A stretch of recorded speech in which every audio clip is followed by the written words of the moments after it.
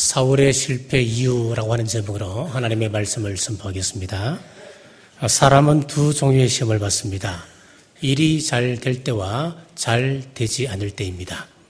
모든 것이 잘 되면 교만한 마음이 일어나서 위기에 빠지게 되고 또 잘 되지 않을 때는 좌절하여 실족하게 됩니다. 전도서 7장 14절에 보면은 하나님께서 우리에게 형통한 날과 공고한 날을 적당히 배열하셨다라고 했습니다. 형통한 세월이 길어지면은 사람이 교만해져서 하나님을 접을 수 있고 또 공고한 세월이 길어지게 되면은 너무 낙심하여 일어설 수 없기 때문에 하나님께서는 형통함과 공고함을 적당히 배열하시고 장래 일에 대해서 사람이 헤아리지 못하게 하여서 우리로 하여금 하나님만 의존하도록 하기 위함이다라고 했습니다. 자, 그러므로 잘 될 때는 감사한 마음으로 하나님께 영광을 올려야 되고 또 일이 잘 풀리지 않을 때는 겸손히 엎드려 하나님의 약속을 부여잡고 하나님께 더 가까이 나가야 됩니다. 자, 오늘 잘 될 때 하나님 앞에 영광 올리지 못하고 잘 되지 않을 때 약속을 붙들지 못한 한 인물이 나옵니다. 바로 사울 왕입니다. 사울 왕은 40세의 왕이 된 사람입니다. 오늘 우리가 읽은 13장 1절에 보면은 그가 왕이 되고 난 다음 2년 동안은 굉장히 하나님과 긴밀한 관계를 유지했다고 하는 것을 알 수가 있습니다. 전쟁에 승리했고 또 백성들로부터 존경받고 또 하나님 앞에 순종하는 삶을 살았던 사람이었습니다. 그러나 우리가 기억할 것은 한 번의 승리가 단번에 그 인격을 변화시키지 못한다고 하는 것입니다. 그의 모든 문제를 해결하는 것은 한 번의 이런 사실들 때문에 이루어지는 것이 아니라고 하는 사실입니다. 사울은 외부의 적들 앞에서는 승리할 수 있었습니다만은 자기 자신과의 싸움에서는 번번이 실패했습니다. 하여 사무엘상 12장 14절에서 15절에 보면 사울이 이렇게 권고를 합니다. 너희가 만들 여호와를 경외하여 그를 섬기며 그의 목소리를 듣고 여호와의 명령을 거역하지 아니하며 또 너희와 너희를 다스리는 왕이 너희의 하나님 여호와를 따르면 좋겠지만은 너희가 만들 여호와의 목소리를 듣지 아니하고 여호와의 명령을 거역하면 여호와의 손이 너희의 조상들을 치신 것 같이 너희를 치실 것이라. 이렇게 왕과 백성들에게 권면을 했습니다. 사무엘서를 기록한 저자는 사울 왕의 군사적 승리나 정치적인 업적보다는 하나님과의 약속 관계에 있어서 약속을 지키지 못했을 때에 어떻게 그 인생이 멸망의 길로 치닫는가 여기에 초점을 맞추고 있습니다. 본문 13장에 보면은 사울이 블레셋과 전쟁을 치르는 모습이 나옵니다. 13장 5절에 보니까 블레셋은 병거가 3만이요 마병이 6천이었고 그 군사는 바다의 모래알같이 무수히 많았다 그랬습니다. 이 모습을 본 이스라엘의 오합지졸 같은 사람들은 두려워서 도망가기 시작하여서 결국 사울 수족에 남아있는 군사는 600밖에 되지 않았습니다.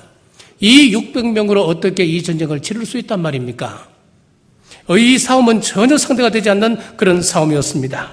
게다가 19절에서 23절에 보면은 블레셋은 고도로 발전된 철제 무기를 소유하고 있었습니다. 그런데 이스라엘은 아직도 청동기입니다. 청동제 무기도 빈번찮습니다. 칼도 얼마 되지 않고 창 그리고 겨우 무기라고 하는 것은 돌을 재워서 던지는 투석기 정도였으니까 이 전쟁은 결과는 뻔한 전쟁입니다. 이런 배경 속에서 사울의 실패 이유를 살펴보겠습니다. 첫째, 사울의 조급함 때문에 그는 망한 인생 되었습니다. 8절에서 9절 보십시오. 사울은 사무엘이 정한 기한대로 이레 동안을 기다렸으나 사무엘이 길갈로 오지 아니하며 백성이 사울에게서 흩어지는지라 왕이 사울에게 이르되 번제와 화목제를 이리로 가져오라 하여 번제를 드렸더니 돌아오겠다고 하는 사무엘은 돌아오지 않고 그러다 보니까 백성들은 흩어지기 시작했습니다. 그때 사울로서는 해서는 안 될 일을 그가 저지르고 말았습니다. 자신이 제사장이 되어서 하나님 앞에 직접 번제를 하게 되었습니다. 사람들이 급하게 되면 평소에 안 하던 말도 하게 되고 하지 않던 행동도 자기도 모르는 사이에 나오기 시작합니다. 그러므로 우리는 늘 주의하셔야 됩니다. 히브리서 10장 36절에 보니까 너희에게 인내가 필요함은 너희가 하나님의 뜻을 행한 후에 약속하신 것을 받기 위함이라. 자, 여기 인내에 대해서 쭉 말씀을 하고 있는데 인내를 요구하는 이유가 있다는 겁니다. 요즘 이 시대는 인스턴트 식품 시대입니다. 라면도 3분이면 라면이 다 됩니다. 밥도 전자레인지에 넣고 잠시만 돌리면 뜨끈뜨끈한 밥이 나옵니다. 자, 그러다 보니까 요즘은 젊은이들이 조금만 늦어도 그것을 기다리지 못합니다. 사람들의 마음이 조급해지기 시작합니다.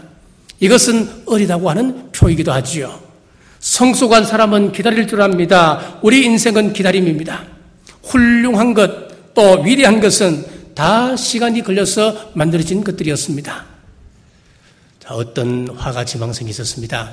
정성을 다하여 열심히 그림을 그려서 이 그림을 내다 팔게 되었습니다. 그런데 내다 놓아도 3개월이 지났는데도 팔리지 않는 겁니다.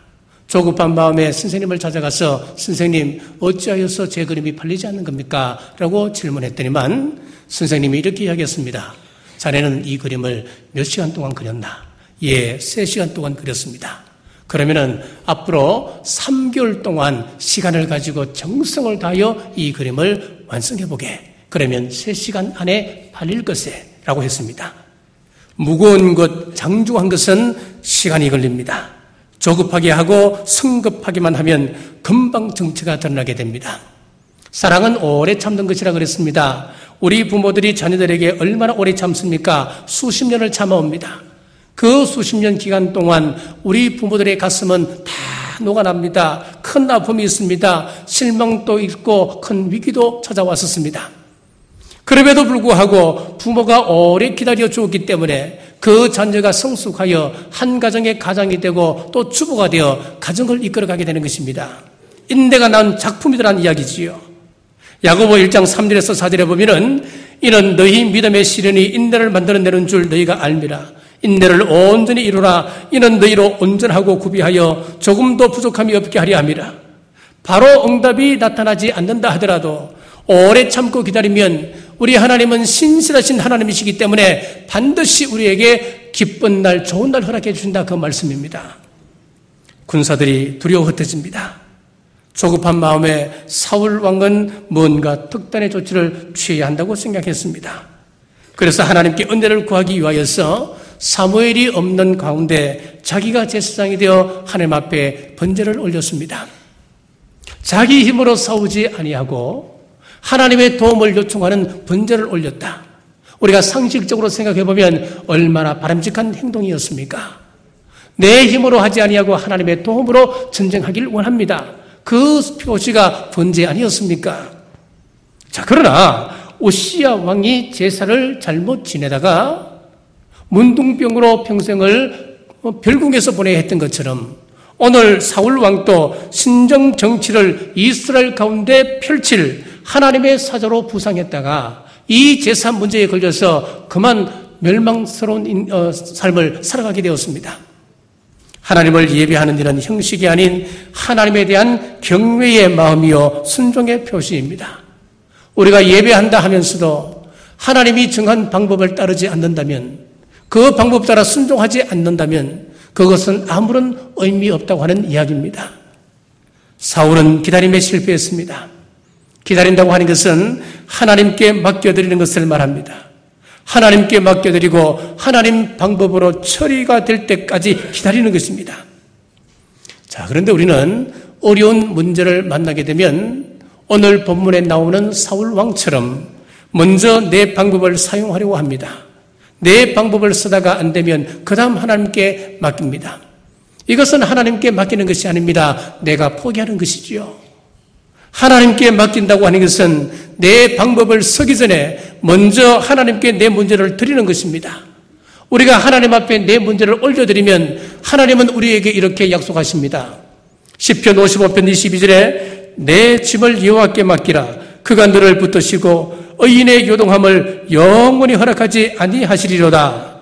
잠언 16장 3절에 보면 너의 행사를 여호와께 맡기라. 그리하면 내가 경영하는 것이 이루어지리라. 시편 37편 5절에 내 길을 여호와께 맡기라. 그를 의지하면 그가 이루시고. 여기서 쭉 나오는 말씀들을 살펴보면은 우리가 하나님 앞에 내 문제를 내어 맡기면 하나님께서는 그것을 반드시 이루어 주신다. 성취케 해 주신다. 그리고 이 세상 속에서 흔들리지 않는 인생을 살아갈 수 있다. 요동하지 않는다. 약속해 주고 계십니다. 내 힘으로 되던 게 내 힘으로 하면 다 되던가요? 내 지혜로 모든 것이 가능합니까? 내 경험으로 모든 것을 이룰 수가 있었습니까? 하나님은 우리를 위하여 모든 것을 하십니다. 독생자까지 내어주신 하나님께서 저와 여러분을 위하여서 무슨 일인들 못하시겠습니까? 하나님께서는 내가 나를 생각하는 것보다도 우리 하나님이 훨씬 더 여러분을 향하여 아름답고 훨씬 더 좋은 계획과 꿈을 가지고 계십니다. 여러분, 어떤 문제가 여러분을 힘들게 하십니까? 가정의 문제입니까? 자녀의 문제입니까? 사업에 어려움이 있습니까? 건강의 문제입니까? 인간관계의 문제입니까?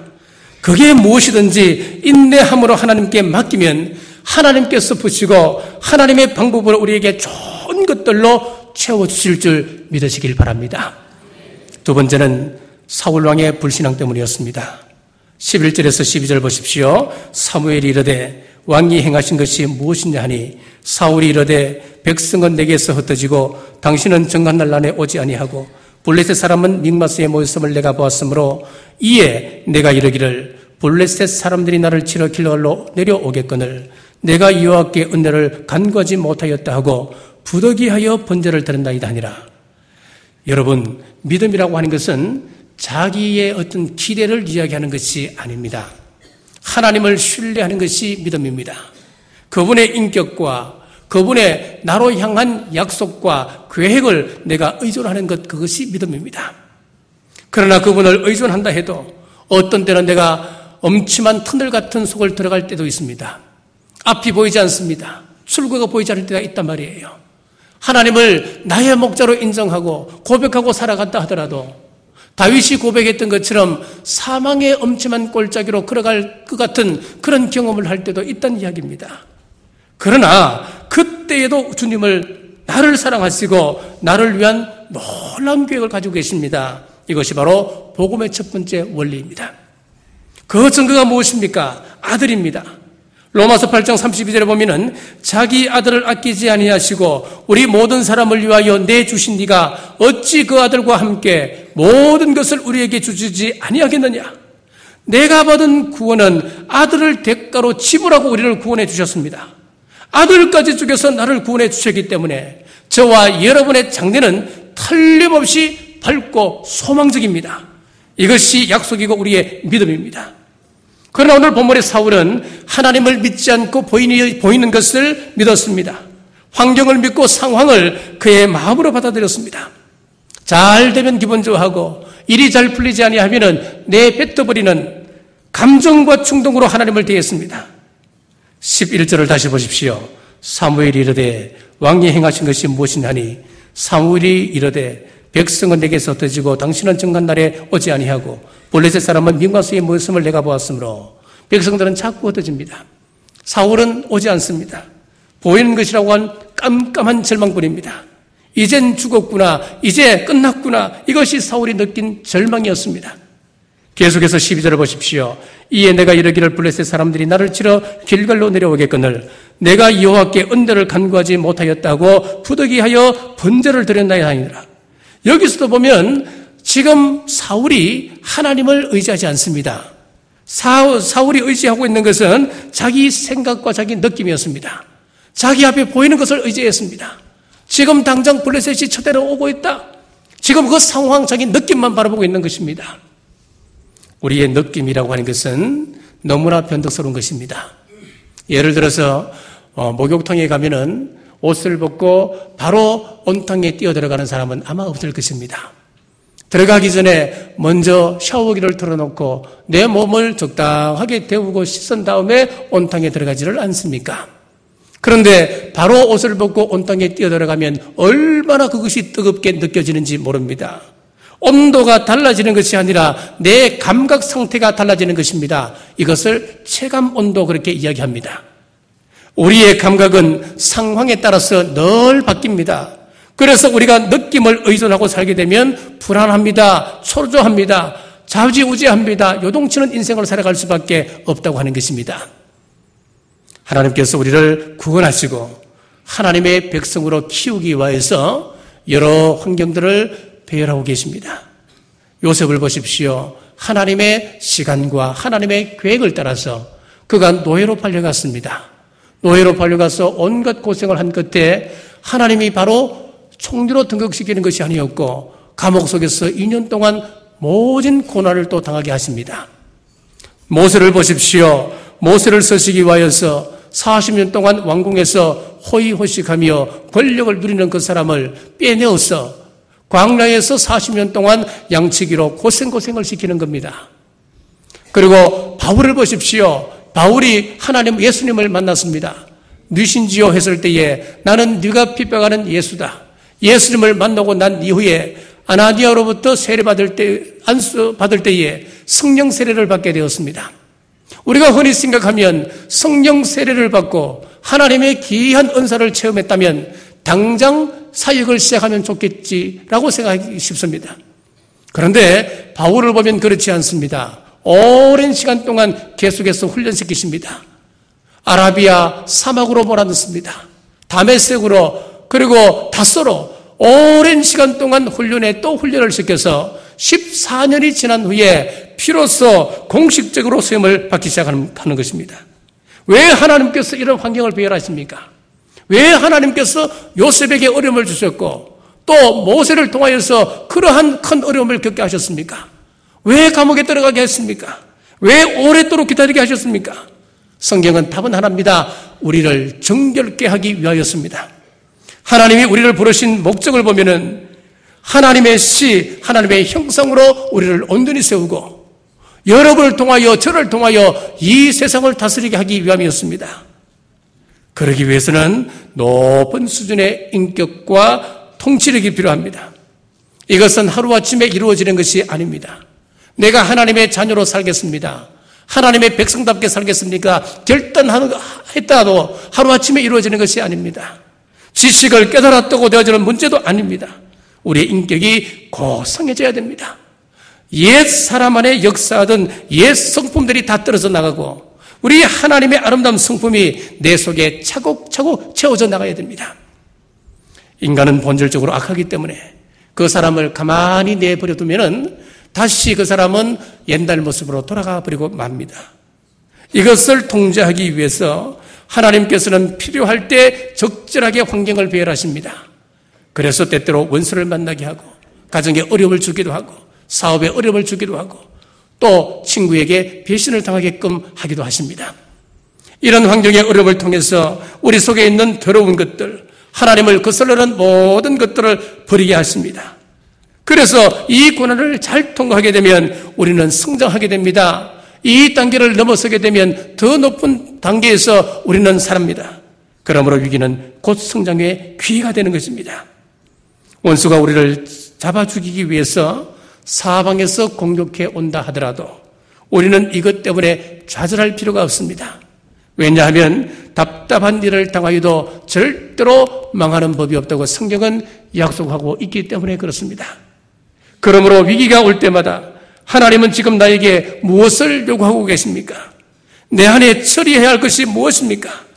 하나님 주신 기회를 순종해야 됩니다.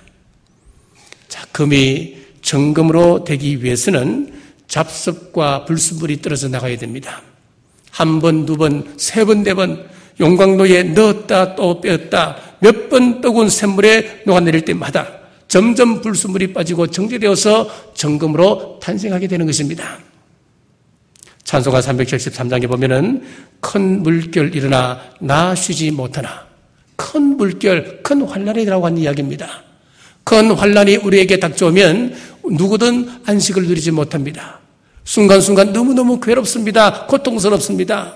이것을 어떻게 하면 넘어설까? 다른 집은 다 평안한데 왜 나에게만 이런 환란이 오고 어려움이 올까? 우리는 하소연하기도 하지요. 자, 그 다음 가사입니다. 이 풍랑으로 인하여 더 빨리 갑니다. 큰 환란으로 나를 깨끗하게 정결케 만들어 주셔서 주님 손에 쓰임받게 되면은 우리가 생각하던 일상으로 목표에 빨리 도달할 수 있다. 그렇게 말씀하는 겁니다. 우리 한번 이 찬송 한번 불러볼까요? 큰 물결 일어나 나 쉬지 못하나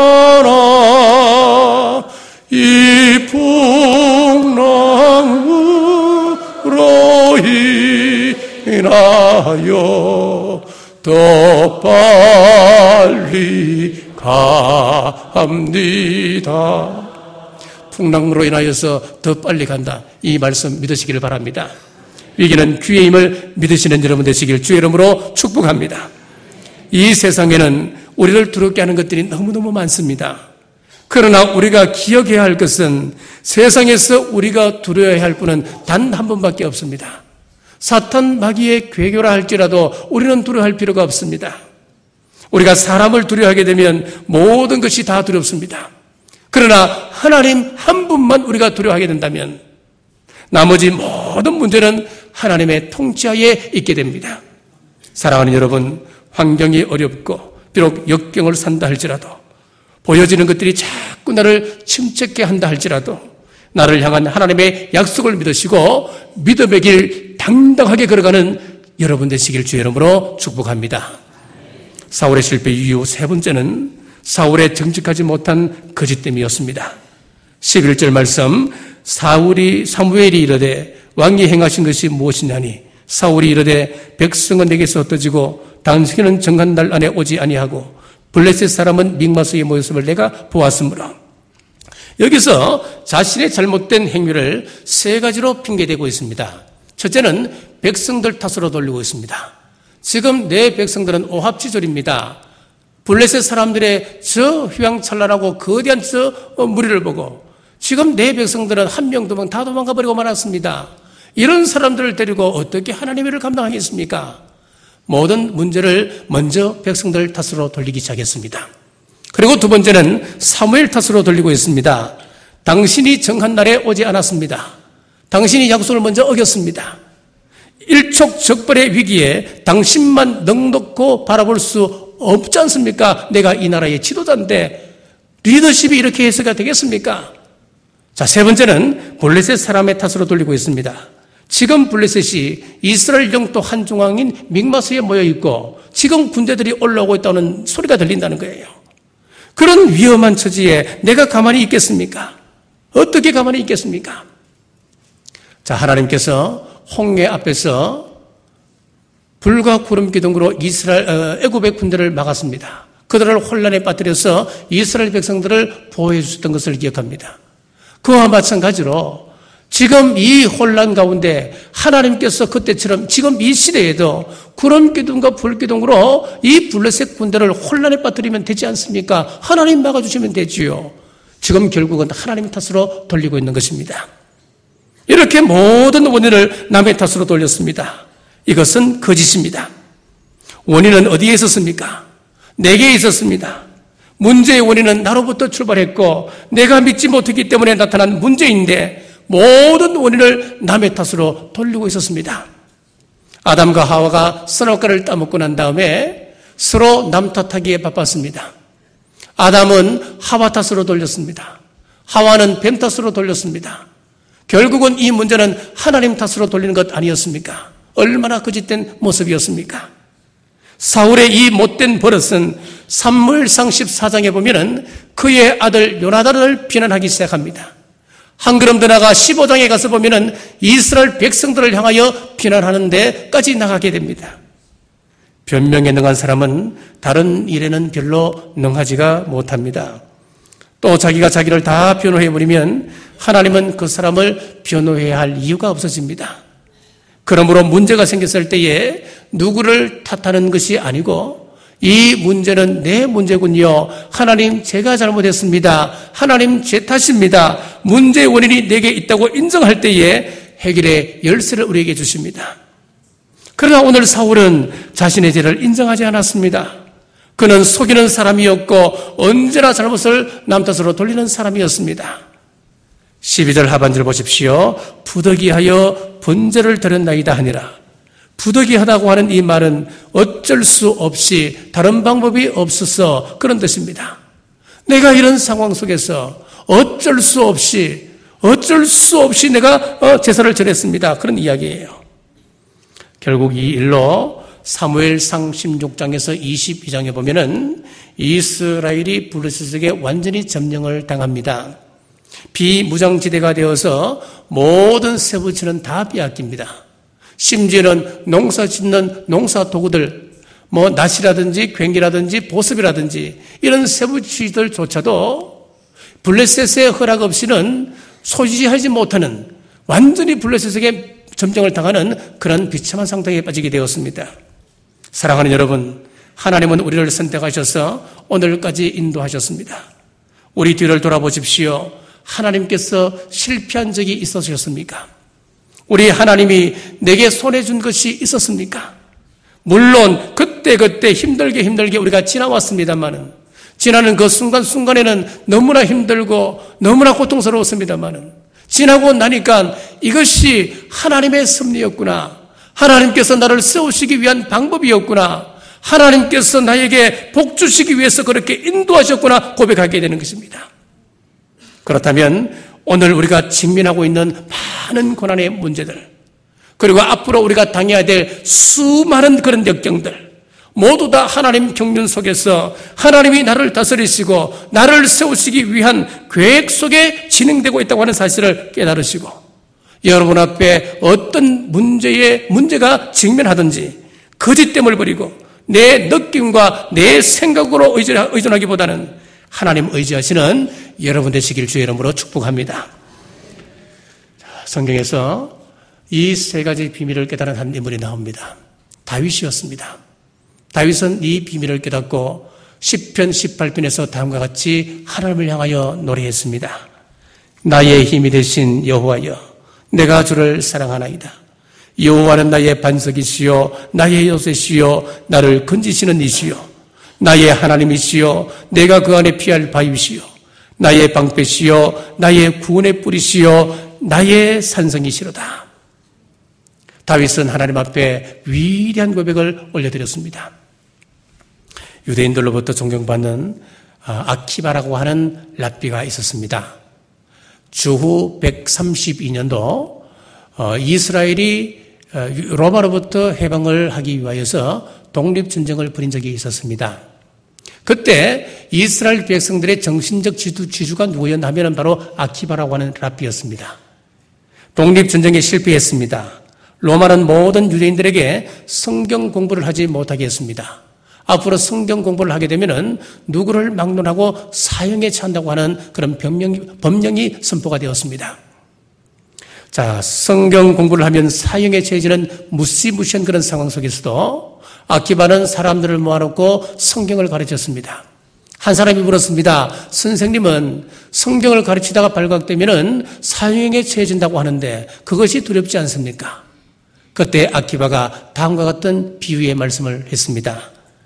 배고픈 여우가 시냇가를 거닐고 있는데 물속에서 여러 마리의 물고기들이 아주 바쁘게 이리 피하고 저리 피하고 도망다니고 있는 것을 보았습니다.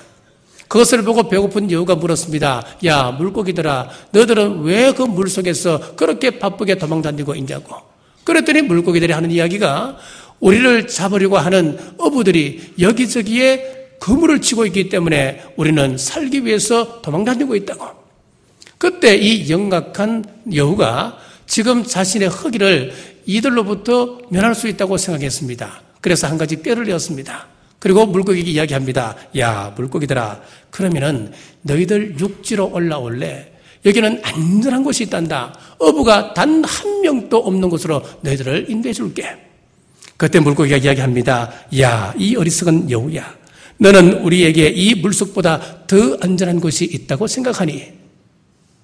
여러분, 아키바는 물고기에게 물이 위험한 요소가 많이 있다 하더라도 물고기에게는 물속이 가장 안전한 것처럼 유대인들에게 있어서 성경은 물과 같은 것이어서 말씀 안에 거할 때 가장 안전하다고 하는 것을 알고 있기 때문에 그런 협박이 와도 성경 공부를 건너뛰지 않고 성경 공부를 열심히 시킬 수밖에 없다고 하는 그런 이야기였습니다. 사랑하는 남부가족 여러분, 우리의 삶에 때로 이해할 수 없는 힘들고 어려운 문제가 있어도 조급함이나 불신앙이나 거짓됨으로 상황을 끌어가지 말고 하나님을 온전히 신뢰하고 나갈 때에 말씀의 인도함을 받으시고 천국 백성의 삶을 사시는 우리 남북의 온 성도들 되시길 주님의 이름으로 축복합니다. 기도하겠습니다. 거룩하신 아버지 하나님, 우리가 주님을 영접할 때 영원히 망하지 않는 생명을 주시었고 풍성한 삶을 살도록 우리를 불러주심 감사합니다.